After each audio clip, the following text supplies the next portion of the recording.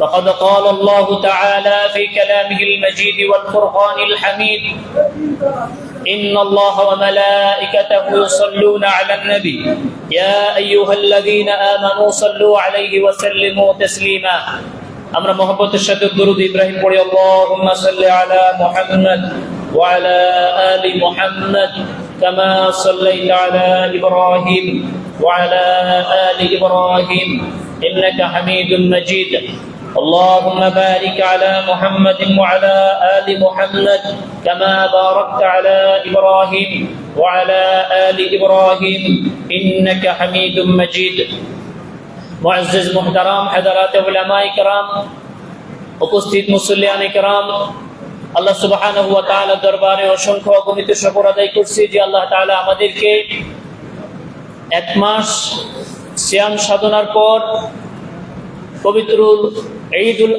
ঈদুল ফিতর আদায়ের উদ্দেশ্যে যে আল্লাহ সুবহানাহু ওয়া তাআলা আমাদেরকে একত্রিত হওয়ার সুযোগ দিয়েছেন, তৌফিক দিয়েছেন, সে মনিবের দরবারে অন্তঃস্থল থেকে শুকর আদায় করছি আলহামদুলিল্লাহ। অসংখ্য অগণিত দুরূদ ও সালাম মানবতার মুক্তির দূত সাইয়্যিদুল মুরসালিন খাতামুন নবিয়্যিন শফিউল মুজনিবিন জনাব মুহাম্মদুর রাসূলুল্লাহ সাল্লাল্লাহু আলাইহি ওয়াসাল্লামের প্রতি।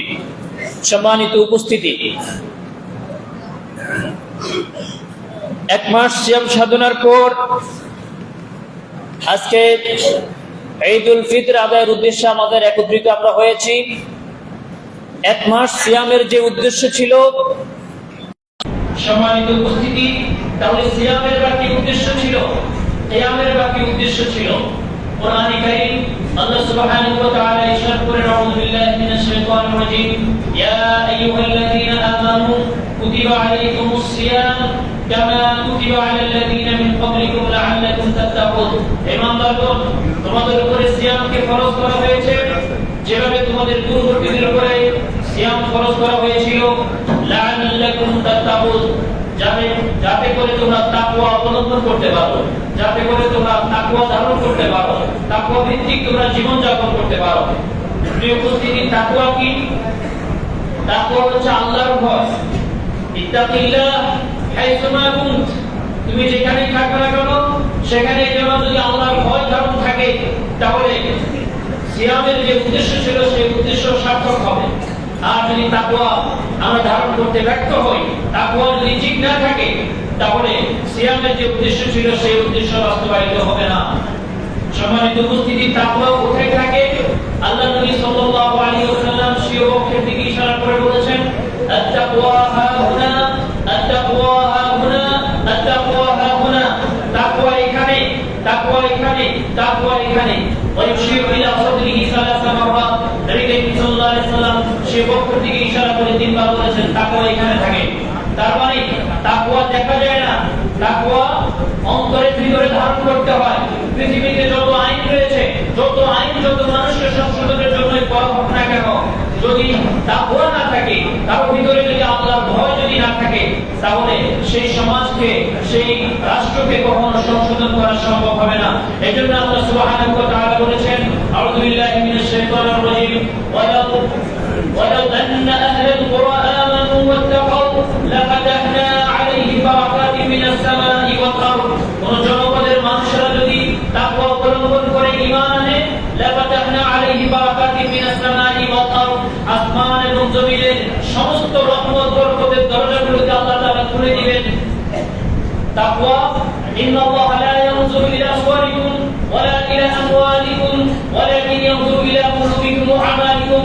আল্লাহ তোমাদের সূরতের দিকে তাকান না, ওয়ালা ইলা আমওয়ালিকুম, আল্লাহ তোমাদের সম্পদের দিকে তাকান না, ওয়ালাকিন ইয়ানজুরু ইলা কুলুবিকুম ওয়া আমালিকুম, আল্লাহ সুবহানাহু ওয়া তাআলা তোমাদের আমলকে দেখতে চান।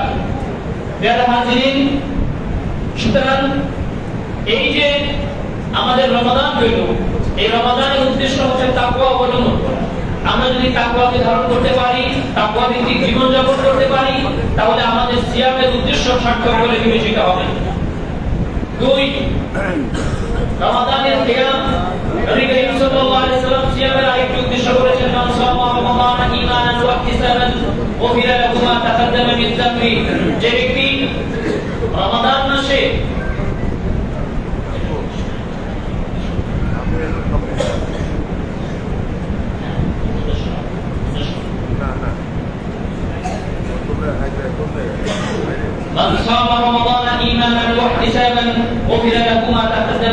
করবে।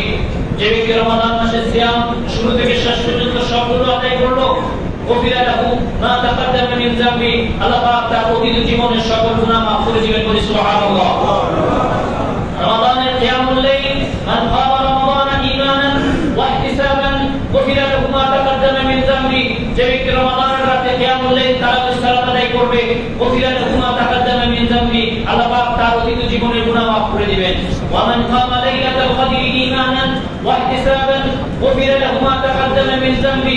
যে ব্যক্তি লাইলাতুল কদরে ঈমানের সাথে সওয়াবের আশায় রাত জাগতে হবে, আল্লাহ সুবহানাহু ওয়া তাআলা তার জীবনের গুনাহগুলোকে মাফ করে দিবেন।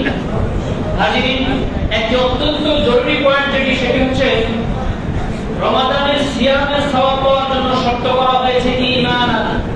ঈমানকে শর্ত করা হয়েছে। রমাদানের কিয়াম তারাবির সালাতের সওয়াব পাওয়ার জন্য হাদিসের মধ্যে ঈমান শব্দকে শর্ত করা হয়েছে। ঠিক লাইলাতুল কদরের সওয়াব পাওয়ার জন্য মান কামা লাইলাতুল কদরি ঈমানান, ঈমানকে শর্ত করা হয়েছে। পৃথিবীতে আমার আপনার যত আমলের, যত ফজিলতের, যত বয়ান, যত বড় হুজুর যত সময় করবে, সব সময় একটা কথা মাথার মধ্যে আগে বসাতে হবে, ঈমান নাম্বার 1। ঈমান একটি সংখ্যা যেমন ঈমানের সাথে এর অবস্থান বলছে যেমন এক যে সংখ্যাটি রয়েছে, একের সাথে যদি একটি শূন্য দেওয়া হয় তাহলে কত হয় বলেন তো? একটু সবাই একটু কথা বলেন। একের সাথে একটা শূন্য দেওয়া হলে কত হয়? এর সাথে আরেকটা যদি শূন্য দেওয়া হয় কত হয়?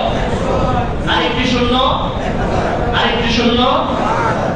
এভাবে শূন্যের সংখ্যা যত বাড়বে, একের কারণে সেগুলোর গুরুত্ব তত বাড়বে। এবার যদি এক উঠিয়ে দেওয়া হয়, 1 শূন্য 2 শূন্য 3 শূন্য 4 শূন্য, এগুলো কি কোনো কাজে আসবে? ঠিক তদ্রূপভাবে ঈমান হচ্ছে এক সংখ্যার মতো। এর সাথে যদি ঈমানের সাথে আপনার একটা শূন্য সালাত যদি থাকে যোগ হবে, আপনার সিয়াম যোগ হবে, আপনার হজ যোগ হবে, আপনার যাকাত যোগ হবে, আপনার মসজিদ করা যোগ হবে, আপনার মাদ্রাসা করা যোগ হবে, আপনার জনগণের খেদমত যোগ হবে, আপনার পিতামাতার খেদমত যোগ হবে। কিন্তু এক যদি না থাকে, ঈমান যদি না থাকে, আপনার সমস্ত আমলগুলোকে কিয়ামতের দিন হাবাআন মানসুরা, আল্লাহ সুবহানাহু ওয়া তাআলা এগুলোকে ধুলোবালির মতো উড়িয়ে দিবেন। কারণ পৃথিবীতে মুসলিমদের বাইরেও মুসলিমরা অনেক ভালো কাজ করে, কিন্তু তারা সেই ভালো কাজের সওয়াব আল্লাহ তাআলার কাছে পাবে না। ঈমানের কালিমা দুটি অংশ রয়েছে। একটি হচ্ছে লা ইলাহা ইল্লাল্লাহ, আরেকটি হচ্ছে মুহাম্মাদুর রাসূলুল্লাহ। লা ইলাহা ইল্লাল্লাহ এটি সরল সহজ অর্থ হচ্ছে আল্লাহ ব্যতীত সত্য কোনো ইলাহ নাই। মুহাম্মাদুর রাসূলুল্লাহ সরল সহজ অর্থ হচ্ছে মুহাম্মদ সাল্লাল্লাহু আলাইহি ওয়াসাল্লাম তার বান্দা এবং রাসূল। সবাই বলি তার বান্দা এবং রাসূল। লা ইলাহা ইল্লাল্লাহ এর আরেকটি সার্বর্ণ অন্তর্নিহিত অর্থ রয়েছে, সেটি হচ্ছে আমার জীবনের যত কাজ হবে সমস্ত কাজ আল্লাহ সুবহানাহু ওয়া তাআলার জন্য হবে। আমার সকল ইবাদত আল্লাহর জন্য হবে, আমার সমস্ত ইবাদত আল্লাহর জন্য হবে। মুহাম্মদুর রাসূলুল্লাহ এই বাক্যের সার্বর্ণ হচ্ছে আমার জীবনের যত ইবাদত হবে সমস্ত ইবাদত এক মহামানব মুহাম্মদুর রাসূলুল্লাহ সাল্লাল্লাহু আলাইহি ওয়াসাল্লামের দেখানো পদ্ধতিতে হবে। লা ইলাহা ইল্লাল্লাহ ইবাদত আল্লাহর জন্য, মুহাম্মদুর রাসূলুল্লাহ ইবাদত মুহাম্মদ সাল্লাল্লাহু আলাইহি ওয়াসাল্লামের পদ্ধতিতে হবে। তো এটাই হবে, এটি হচ্ছে লা ইলাহা ইল্লাল্লাহ ও মুহাম্মদুর রাসূলুল্লাহ সার্বর্ণ এবং অন্তর্নিহিত যে অর্থ রয়েছে সেটি। প্রিয় হাজিরিন, লা ইলাহা ইল্লাল্লাহকে যদি আমি ধারণ করতে পারি, মান কানা আখিরু কালামিহি লা ইলাহা ইল্লাল্লাহ দাখালাল জান্নাহ, যার শেষ বাক্য হবে লা ইলাহা ইল্লাল্লাহ, সে ব্যক্তি জান্নাতে যাবে। লা ইলাহা ইল্লাল্লাহ পয়গম্বর নূহ আলাইহিস সালাতু ওয়াস সালাম তার সন্তানকে লক্ষ্য করে বলেছেন, হে আমার সন্তান, আকুলুকা বিলা ইলাহা ইল্লাল্লাহ, আমি তোমাকে তাওহীদের কালিমা লা ইলাহা ইল্লাল্লাহ ব্যাপারে নসিহত করছি। জেনে রাখো, লাউ আন্না সামাওয়াতি সাবহ ওয়াল আরদিনা সাবহ উদিআত ফি কিফা ওয়া উদিআত লা ইলাহা ইল্লাল্লাহ ফি কিফা রাজ্জাহা বিহিন্না লা ইলাহা ইল্লাল্লাহ। হে আমার সন্তান, হে আমার পুত্র, তুমি জেনে রাখো, যদি সাত আকাশ আর সাত জমিনকে যদি এক পাল্লায় দেওয়া হয়, আর লা ইলাহা ইল্লাল্লাহকে যদি আরেক পাল্লায় দেওয়া হয়, সাত আকাশ আর সাত জমিনের চাইতে লা ইলাহা ইল্লাল্লাহ ওজন বেশি হয়ে যাবে। সেই লা ইলাহা ইল্লাল্লাহকে আল্লাহ সুবহানাহু ওয়া তাআলা আমাকে আপনাকে দিয়েছেন, না চাইতে দিয়েছেন। না চাইতে আমাকে আপনাকে আল্লাহ সুবহানাহু ওয়া তাআলা মুসলমানের ঘরে পাঠিয়েছেন। ওই আল্লাহ তাআলা ইচ্ছা করলে আমাকে আপনাকে হিন্দু, বৌদ্ধ, খ্রিস্টান, পাঠাতে পারতেন, কিন্তু আল্লাহ সুবহানাহু ওয়া তাআলা দয়া করেছেন, অনুগ্রহ করেছেন, আমাকে আপনাকে জান্নাতের জন্য নির্বাচন করেছেন, সেজন্য মুসলমানের ঘরে পাঠিয়েছেন। মনে রাখতে হবে, মুসলমান হয়ে জন্মগ্রহণ করা এটা যত গুরুত্বপূর্ণ, তার থেকে গুরুত্বপূর্ণ মুসলমান হয়ে মৃত্যুবরণ করা। সুতরাং আমি মুসলমান হয়ে মৃত্যুবরণ করতে হলে কি লাগবে? দুইটা জিনিস লাগবে। এক, ঈমান বুঝতে হবে, দুই, ইসলাম বুঝতে হবে। ঈমান কি? এক কথায় সময় সংক্ষিপ্ততার কারণে ঈমান কি? ঈমান হচ্ছে তাসদীকুন নবী সাল্লাল্লাহু আলাইহি ওয়াসাল্লাম বিজামিই মা জাআ বিহি মিন ইনদিল্লাহ। মুহাম্মদ সাল্লাল্লাহু আলাইহি ওয়াসাল্লাম আল্লাহর পক্ষ থেকে যা নিয়ে এসেছেন, কোরআন এবং নবীর পক্ষ থেকে সমস্ত বিশুদ্ধ হাদিস, সেগুলো বুঝে আসলেও মানা, বুঝে না আসলেও মানা, এটাকে বলা হয় ঈমান। আমি আবার বলছি, কোরআনের অনুযায়ী আমরা বুঝে যাবে না, ইসলামের বিধান কেমন কেমন লাগে, এরকম কথা কেউ যদি মুখ দিয়ে প্রকাশ নাও করে, শুধু ভিতরে ধারণ করে, আল্লাহ পছন্দ দিয়ে বলেছি ওয়া ইনসামা ওয়া ইনসাল্লাহ, সে নামাজ পড়ো, রোজা রাখো, হজ করো, যাকাত দিক, যত ইবাদত করো, হাবা মানসুরা, সে কাফের হিসেবে চিরস্থায়ীভাবে জাহান্নামে থাকবে। আমি আবার বলছি, নবীজি আল্লাহর পক্ষ থেকে যা নিয়ে এসেছেন তা আমার বুঝে আসুক অথবা না আসুক, এবং সেই বিষয়ে আমি মুখে প্রকাশ না করলেও আমি যদি আমার হৃদয়ের ভিতরে এরকম চিন্তা করি, আল্লাহর এই বিধানটা কেমন হয়ে গেল না, কেমন কেমন লাগছে, আমি মেনে নিতে পারলাম না, এরকম কথা মুখে বললে তো কাফের। মনে মনে যদি কেউ রাখে কিন্তু বাহ্যিকভাবে নামাজ পড়ে, রোজা রাখে, হজ করে, যাকাত দেয়, ওই ব্যক্তিও কাফের এবং চিরস্থায়ীভাবে আবু জাহেলের সাথে জাহান্নামে যাবে। আল্লাহ তাআলা বলেছেন, ওয়া মা কানা লিল মুমিনিন ওয়া লা মুমিনা ইযা কাদাল্লাহু ওয়া রাসূলুহু আমরান আন ইয়াকুনা লাহুমুল খিয়ারা।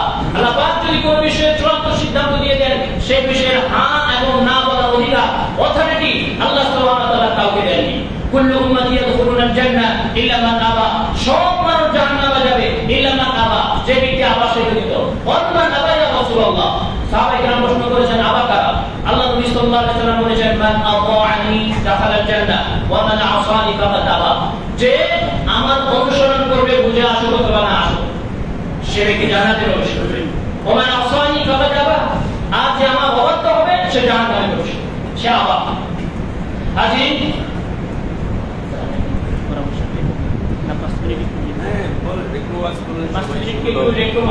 আমাদের শিডিউলটা ছিল কেন্দ্রীয় বিজ্ঞানে, স্যার বলছে যে আরেকটু আমরা কি 5-7 মিনিট একটু অপেক্ষা করবো? আচ্ছা, তাহলে আমরা 10 মিনিট পরে 7:10 মিনিটে ইনশাআল্লাহ আমরা আমাদের নামাজ শুরু করবো ইনশাআল্লাহ। হাজির,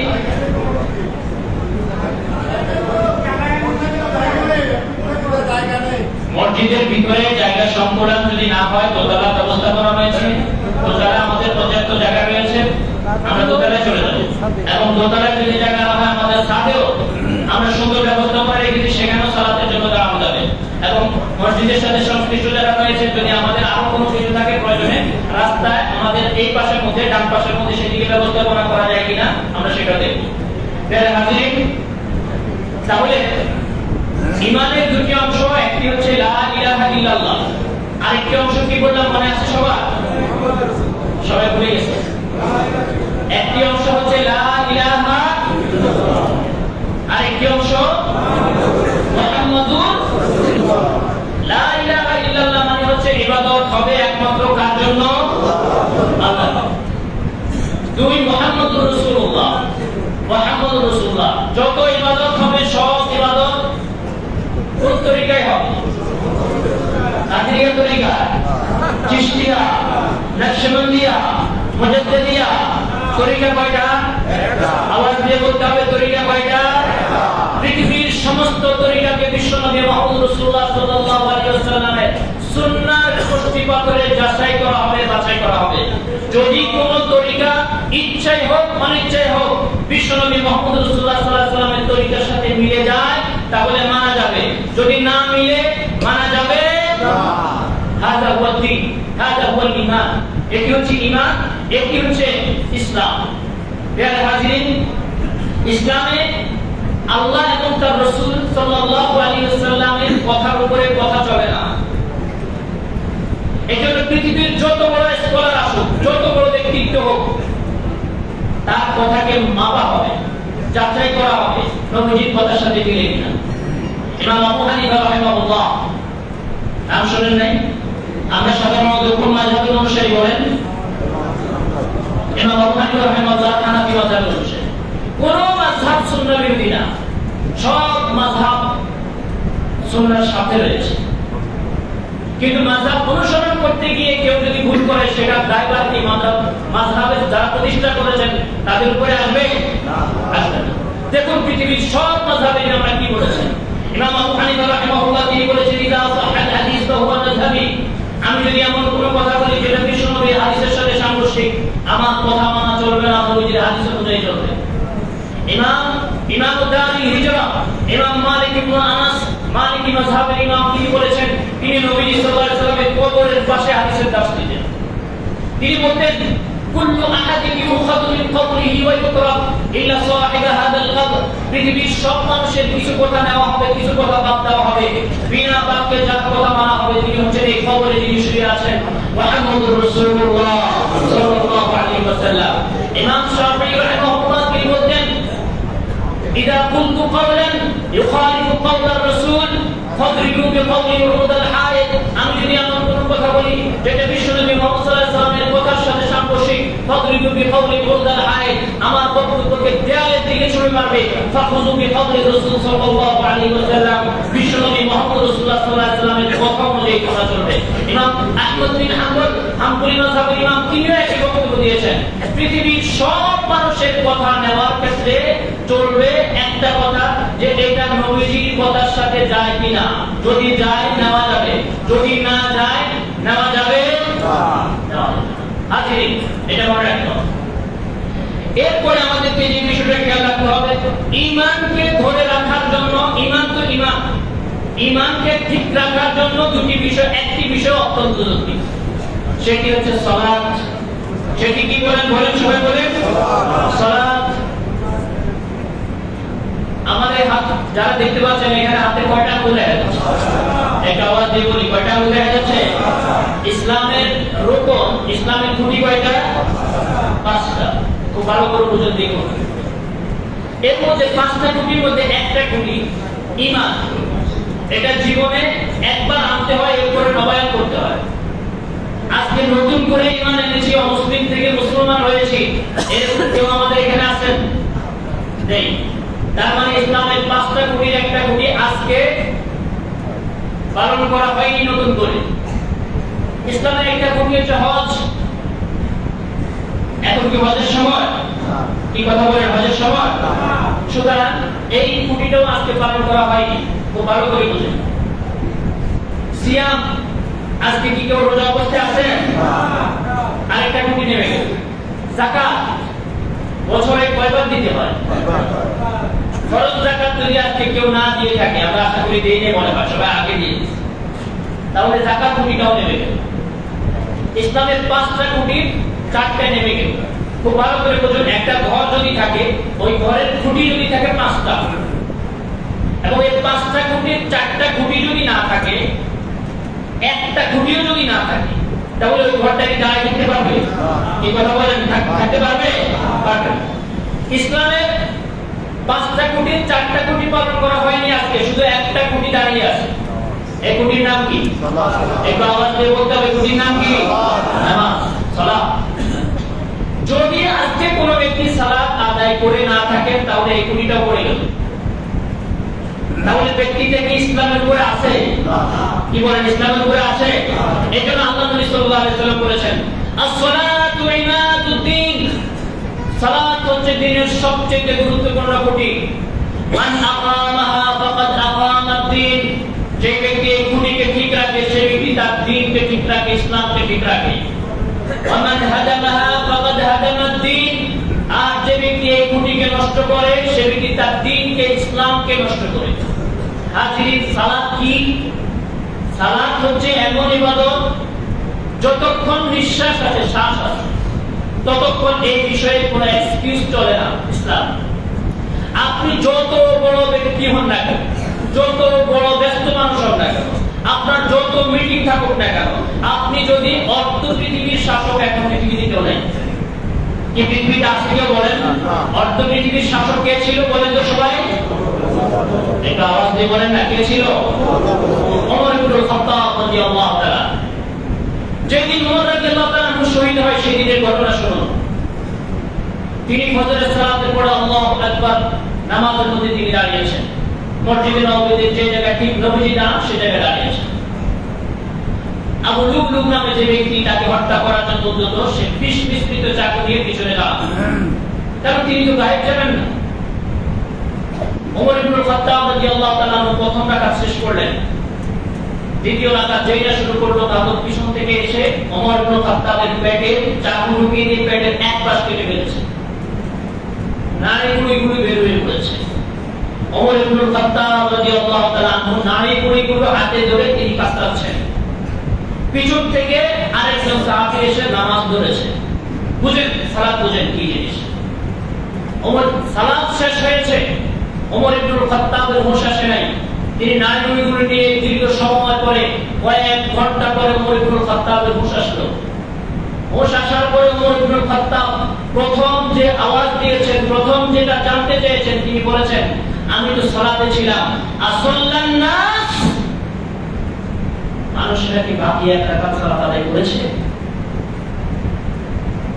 فإني سمعت رسول الله صلى الله عليه وسلم يقول, আমি তো আল্লাহর নবী সাল্লাল্লাহু আলাইহি ওয়াসাল্লামকে বলতে শুনেছি, লা হাজ্জা ফিল ইসলামি লিমান তারাকা সালাত, যে ব্যক্তি সালাত ছেড়ে দেয় ইসলামের মধ্যে তার কোনো অংশ নাই। এটি ছিল ওমর ইবনুল খাত্তাবের জীবনের সর্বশেষ হাদিস বলা।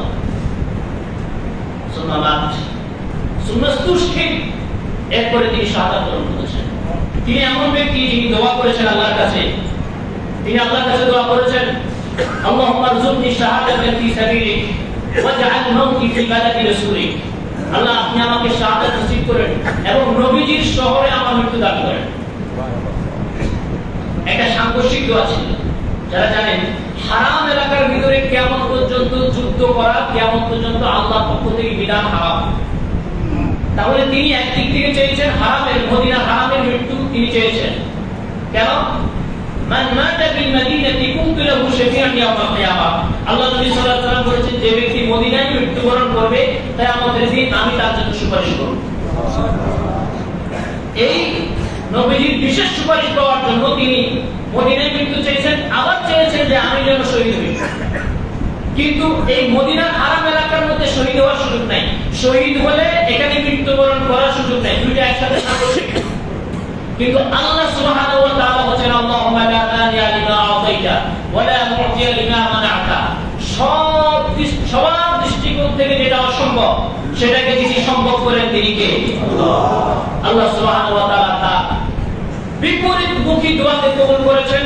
নবীজি যেখানে দাঁড়িয়েছেন সেই জায়গায় তিনি দাঁড়ানো অবস্থায় আবু লুলুব চাকুর আঘাতে তিনি শহীদ হয়েছেন, নবী শহর শহীদ হয়েছেন। সুবহানাল্লাহ। আমার বলার উদ্দেশ্য হচ্ছে, আমি যত বড় ব্যক্তি হই না কেন, আমার সালাত মওকুফ নাই। আমাকে সালাত আদায় করতে হবে।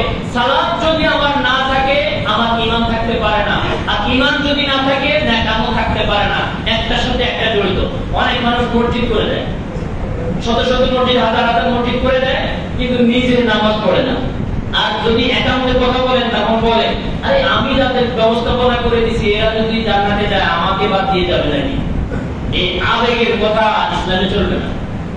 আপনি আগে নামাজ পড়তে হবে, এরপরে আপনার গুনাহ জমা হবে। আপনার সালাত নাই, আপনার আমল নামাজ আপনার ঈমানে থাকছে না। প্রিয় হাজিরিন, আজকে ঈদের জামাতে আমরা সকাল 7টায় কেন্দ্রীয় ঈদগাহ ময়দানে উপস্থিত হওয়ার কথা ছিল। আবহাওয়া প্রতিকূলতার কারণে আমাদের এখানে ঈদের সালাতের জামাত অনুষ্ঠিত হচ্ছে। আমরা সালাতের জন্য দেরি করব না। পাশাপাশি আরেকটা কথা আমরা না বললেই নয়, সেটি হচ্ছে আমরা সকল ক্ষেত্রে চেষ্টা করব সুন্নাহকে ধারণ করার জন্য। আমরা যে আজকে এখানে কষ্ট করে এসে বসে আছি, আমরা কিসের আশায় বসে আছি? সওয়াব চান? সওয়াব চান কিনা সবাই? জান্নাত চান? সওয়াব কম চান কারা? সওয়াব কম হলে হবে? কেউ নেই, সবাই বেশি চাই। সুন্নাতের থেকে লা তাত্তাবিউনা শাইআন আফদালা মিন সুন্নাতি নবিয়িকুম, নবীর সুন্নাতের চাইতে উত্তম তোমাদের কাছে কিছু নাই। আল্লাহ নবী সাল্লাল্লাহু আলাইহি ওয়াসাল্লাম ঈদের নামাজ কখন পড়তেন? সূর্য উদয়ের 20 থেকে 23 মিনিটের ভিতরে। মক্কা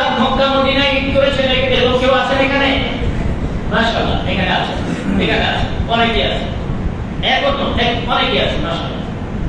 এখনো সূর্য উদয়, হাদিসের মধ্যে এসেছে ওয়াশামসু আলা কদরি রুমহি, সূর্য যখন উদিত হওয়ার পরে এক তীর পরিমাণ হয় তখন রাসূলুল্লাহ সাল্লাল্লাহু আলাইহি ওয়াসাল্লাম ঈদের সালাতটা শুরু করতেন। জি জি জি জি